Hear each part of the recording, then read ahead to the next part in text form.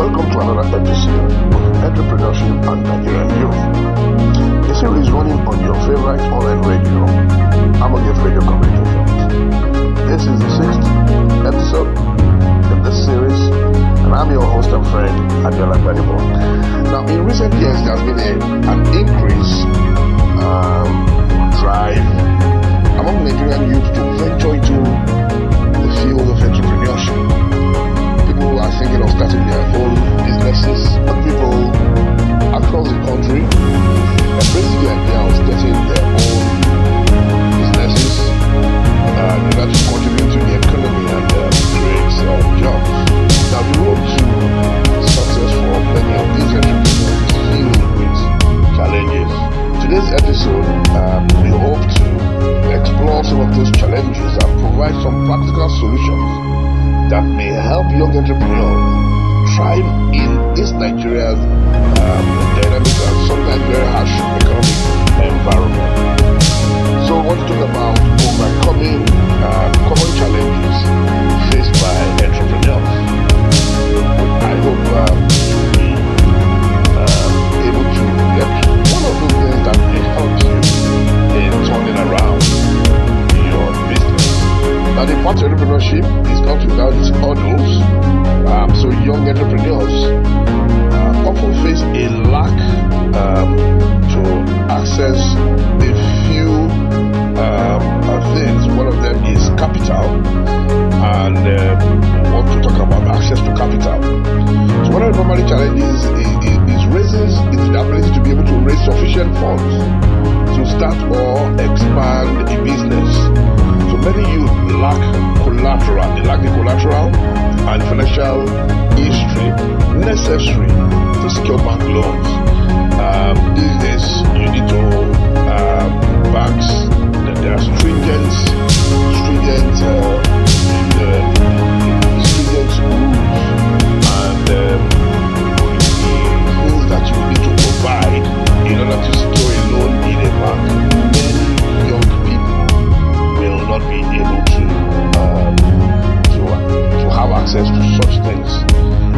The collaterals, they do not have the financial backing for such collaterals. And then the grants and funding programs are often difficult to access. So the solution to this is to explore alternative funding sources, such as angel investors, venture capitalists, and crowdfunding platforms. In recent years, fintech innovations like micro-lending hubs have also made it easier to secure smaller loans without the traditional banking requirements. We have hubs, we have some online loaning apps that have come in and made it a bit easier to be able to get some loans that you may be able to use to start or maybe bring in some expansion equipment into your business. However, I must state also that we still need to be careful in choosing some of these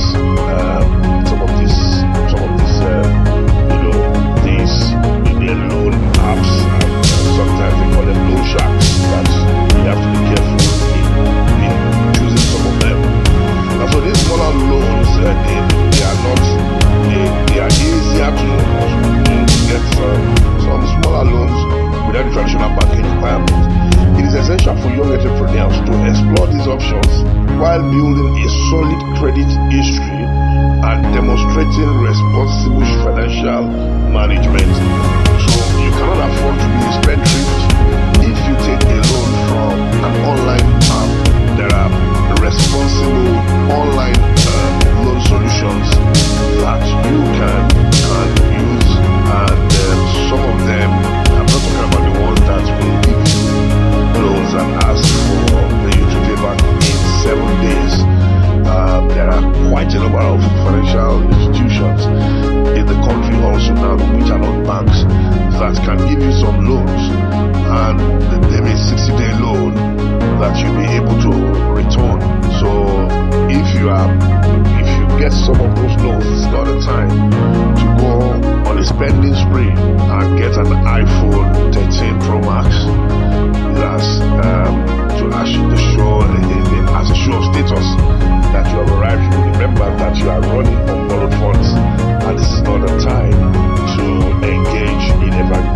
extravagant spending. Many Nigerians are used to extravagant lifestyle and want to get an accountability partner that will help you in checking your financial behavior.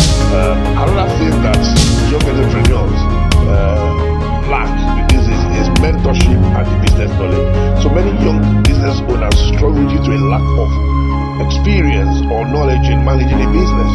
They've not managed a business before that. There's nobody around them to take them to hold them by the hands and walk them through the ropes. So this often results in poor decision making and leading to failure within the first few years. Now, in order to overcome this, young entrepreneurs must seek mentorship. They must seek mentorship from more experienced business owners and take advantage of various different various business development programs available in the country. This generation of young Nigerians are sometimes people that are unwilling to learn from the older generation. You need to take that aside and change your mindset and be willing to learn one or two things from people. There are even mentorship programs that are very well structured that you may be able to leverage on. Organizations such as the Tony Menu Foundation and the UN program. They have established programs to mentor and train young entrepreneurs in various aspects of business management. Leveraging such opportunities can significantly reduce the learning curve and help entrepreneurs avoid common mistakes. Now, the third thing that you need to look through is infrastructural challenges. Poor infrastructure, particularly in the areas of electricity, transportation, and internet connectivity, can severely affect the growth of a small business. So entrepreneurs need to be creative in managing these challenges by exploring alternative energy sources like solar and maybe the inverter sources, improving their logistics networks, and maximizing the potential of digital platforms for business operation. So many businesses have turned to online market and social media for promotion, which reduces overhead and the need for physical structure. So as a young person in business, you want to run a cost-effective business and you want to be careful not to increase your overhead. Therefore, you are careful the number of personnel that you can work on. So, if you can leverage on online platforms and AI to automate some of your business processes and some of the things that you do, you may want to do that instead of employing someone to do that for you. So, let's talk about some of the other challenges that we have in the while navigating the Nigerian business environment. This Nigerian business environment, can be complex and sometimes it can discourage you due to regulatory bottlenecks, multiple taxation, bureaucratic delays. I'll share a personal experience where we started a real estate business in May, and we're trying to open. We've done all the regulation, registered with CAC, got our FIRS team, and all the necessary regulatory things for us to have that business to run. We did it and then decided to open a bank account for that purpose. In that bank account, we have close to $1 million that has been tied down in that bank account because we need what we call a school certificate that the EFCC issues. That school certificate is a special control unit against money laundering. That unit under the EFCC is now a regulatory requirement for them to issue such. Now, we had issues with the bank that we used. The bank told us that they cannot even carry on without us getting that certification. So when we got to the issue of the bank account and I told the official that, okay, there's a bank account. Which bank? He said I should use my personal bank account. So I did put my personal bank account in it and then sent in. And I must say that was in May, sometimes May before the middle of May. And then one thing to the other, they came back. They told us that the school certificate was already created our own. We got our account number, and the other things we tried to move on. Unfortunately, when they sent us our bank account, we sent in money to the account, only for us to be told that we will not be able to access that money in that account, and we have to be using alternative sources of income to fund the business. Now, as I speak, only a week ago did the EFCC inform us that our school certificate is now being sent for approval. The application has now been sent for approval, and that we may be able to get our certificate sometimes next week. And when we get that, when we now get the certificate and now turn it to the bank, which will now give us full access to our account. I'm saying that we had put money in that account since June, and this is September.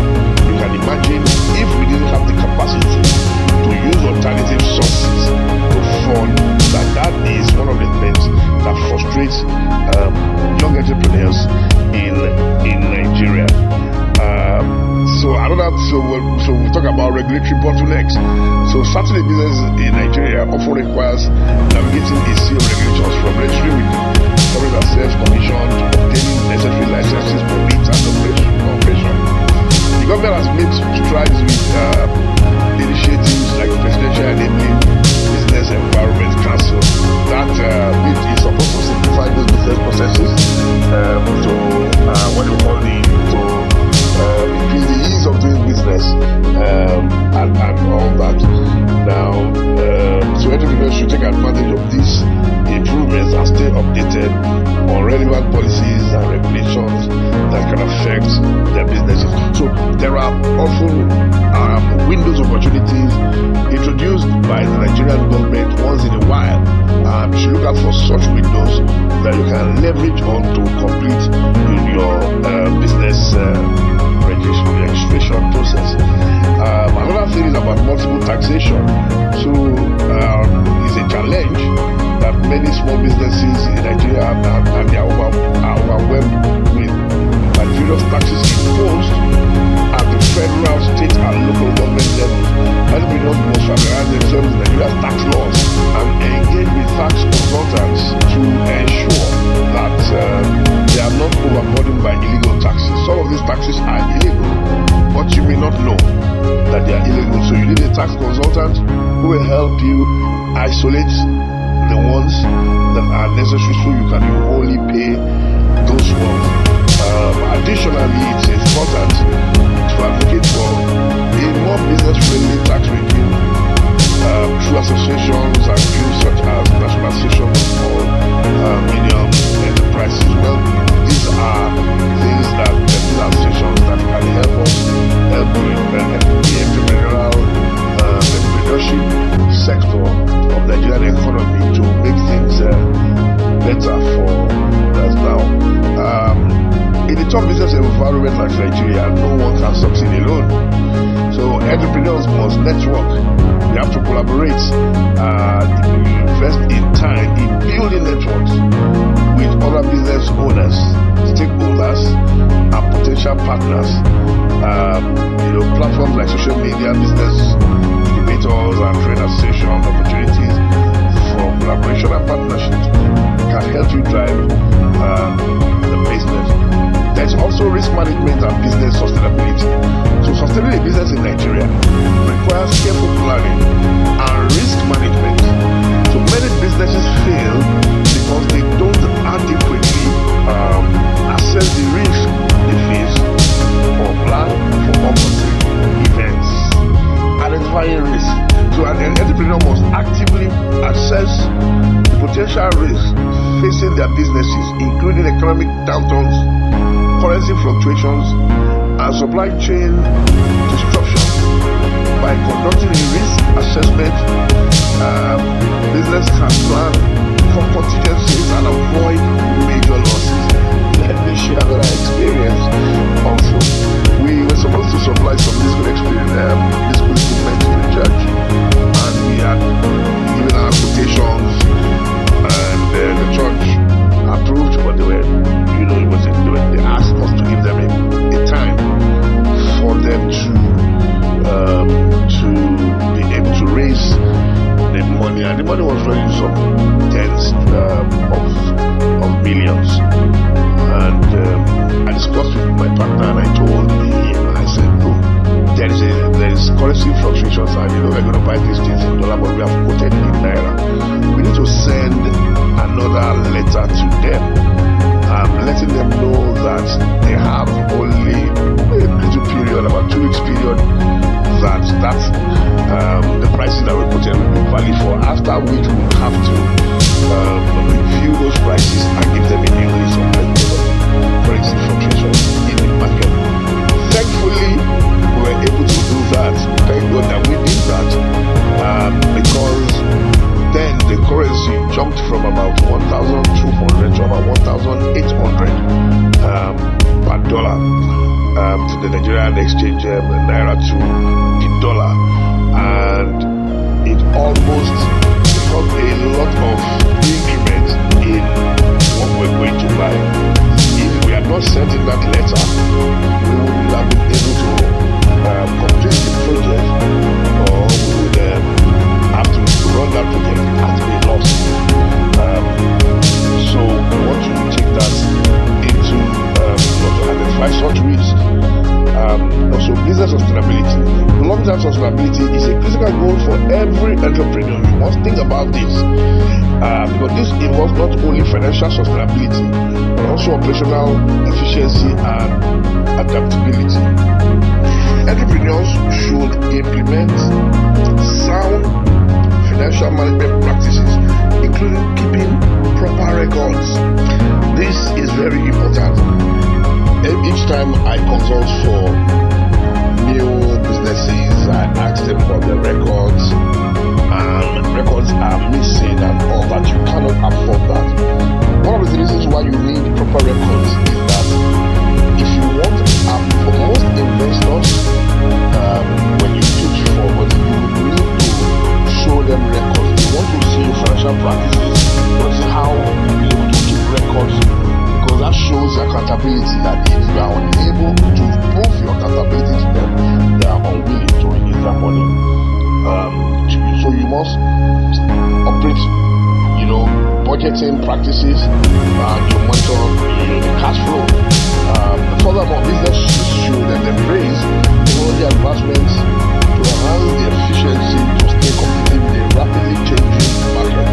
So, for instance, when you use digital tools for marketing and sales, and then you need customer service, this can drastically improve operations and customer satisfaction, because you are using digital tools. It's cheaper and it's more more effective in running something. So you must also be adaptable and innovative. The ability to adapt to changing market conditions and innovate is key to long-term success. So you must stay informed about trends in the Nigerian industry, relative to the industry where you play, and to be ready to pivot your business where necessary. You must be ready to adjust your business model where necessary. So in Nigeria, many businesses have succeeded by identifying gaps in the market and innovating to meet such needs, whether it's through technology, product development, or offering better services. Constant innovation is crucial for staying relevant and competitive. I want us to quickly take a case study of a Nigerian business that has gone through some of these challenges and how it was able to navigate some of this.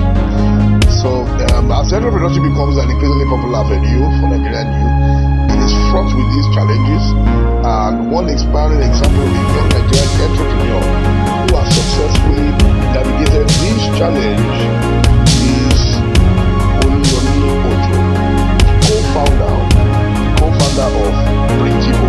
You can even check, try and look for on social media and follow, and then you can ask some questions. You can also help to mentor new businesses and share with you some of the things that he also do. So it's an online print service company.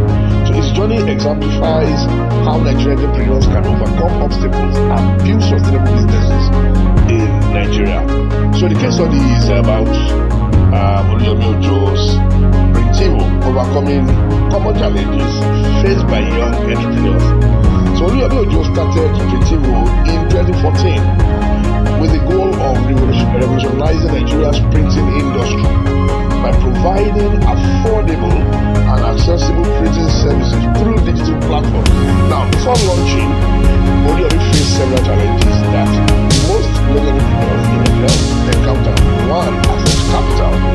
Like many young entrepreneurs, Oluyomi did not have immediate access to large sums of capital. He bootstrapped Printimo by using savings and personal contributions from his co-founders, rather than relying on bank loans or external funding. To manage the business's limited resources, they initially outsourced print jobs to other companies before acquiring their own business. This smart resource management enabled people to grow steadily. So what they did was to partner with some printing organizations. They got the jobs, they did specifications, they did the design and all that, everything. When that is completed and they got approval for those jobs, they will just send to a print house that had the original, that had the required equipment. If you're into printing, you know that there are some machines more suitable than others in printing some certain types of jobs and all that. So having that at the back of their mind, they partnered with organizations that have such machines, because acquiring such machines requires a lot of money. So as they did that, they will outsource to them, they will now print, and then they will now continue their packaging and send the jobs to the clients. And as clients got more satisfied, they began to grow steadily, increasing their capital base. How did they improve business knowledge and mentorship? So in the early stage, Oluyomi and his co-founders they recognized that they lacked some significant experience in scaling a tech-driven company. So in order to bridge the gap, they participated in a mentorship program and sought guidance from industry veterans. This exposure provided invaluable insight to help shape Printimo's operational strategy and avoid common pitfalls. Very smart. So they needed that experience, so they went to a mentorship program that helped them with the expertise and the knowledge base that they needed for that. How did they tackle that infrastructural challenges? As a tech business, Printimo needed reliable internet and power. So if you're a tech business, you must be online 24/7. You don't know when when your clients will be willing to make an order. So you have to have reliable internet, and you must have power to ensure that your internet source, either your laptop or your phones, are alive. And these are often inconsistent in Nigeria. So we already address this by investing in alternative power solutions and focusing on building an e-commerce platform that automates as much of the processes as possible, which was like I spoke earlier about automation. Now, so what they did was to invest in an alternative source. They did not rely only on the public supply of energy. They had an alternative source, which was water, that continued to power their systems even when the public lights was not available. So they also now invested in the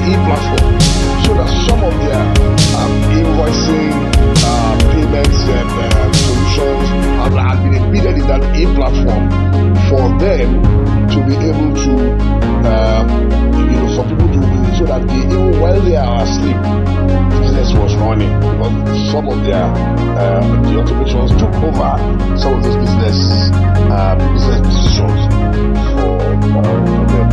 Now, so these allowed the company to operate efficiently despite external infrastructural constraints. Now, so Portivo engaged tax consultants early enough. Yomi ensured that Portivo could efficiently manage its tax responsibilities and avoid illegal or excessive tax demands. So this proactive approach to taxation helped Portivo maintain the financial stability. So there was no waste of funds. In their networking and collaboration, Yomi understood the practice and the importance of building a network. So he collaborated with local tech hubs and attended industry events to build relevant relationships and other entrepreneurs, potential investors, and customers. So, and everywhere he went, he spoke about his innovations, spoke about his ideas. So Portivo's involvement in the startup ecosystem not only helped the business gain visibility, but also provided access to investors who eventually funded the company's expansion.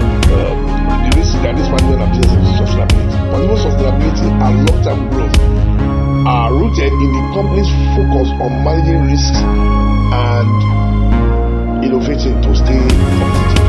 So, and that's why he was aware of the risks involved in running a tech-driven company in Nigeria. So he implemented this assessment strategies that help identify potential economic risks, such as inflation, fluctuating exchange rates, which will affect cost of materials. So, in some places where he was unable to predict some of the things they needed to procure, only would quote in dollars.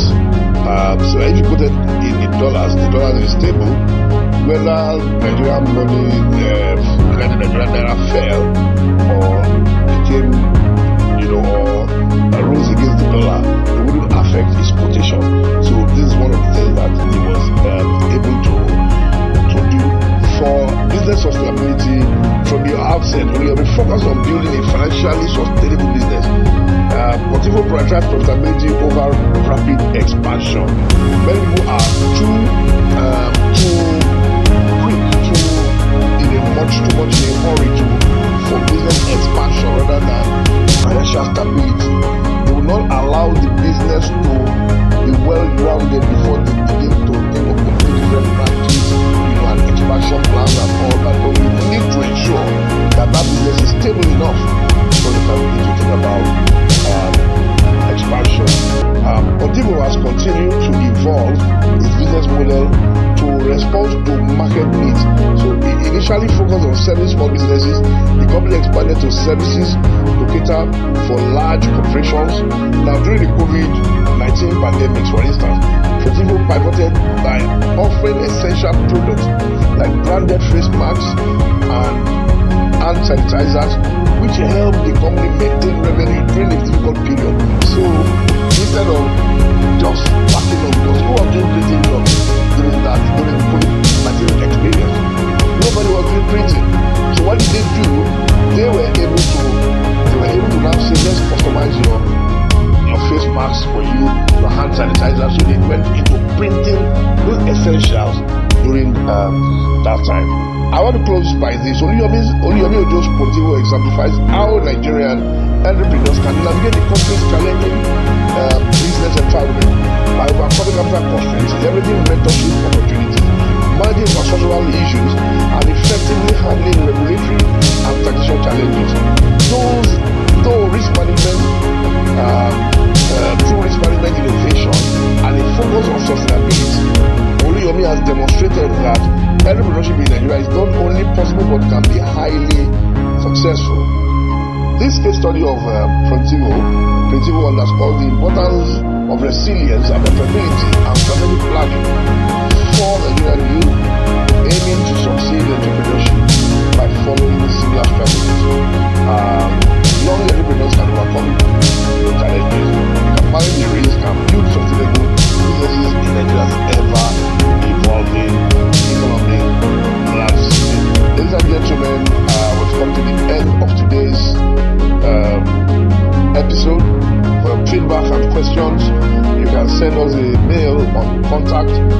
thehammergate.org, contact@thehammergate.org. You can reach us to our WhatsApp number. That's +234 810 999 6666.